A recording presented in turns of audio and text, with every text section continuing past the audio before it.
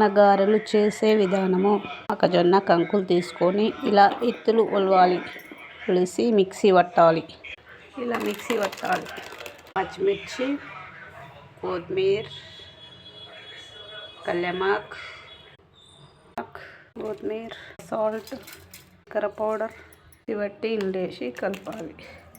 అల్లం వెల్లిగడ్డ పేస్ట్, 2 చెంచాల అల్లం వెల్లిగడ్డ పేస్ట్, 3 చెంచాల ధనియాల పౌడర్, 2 చెంచాల కారం, పసుపు, 2 పిడికిల నువ్వులు. బాండి పెట్టి వేడెక్కాక ఆయిల్ పోసి తీసుకొని ఇలా ముద్దలు చేసి ఇలా పెట్టి ఇలా ప్రెస్ చేయాలి.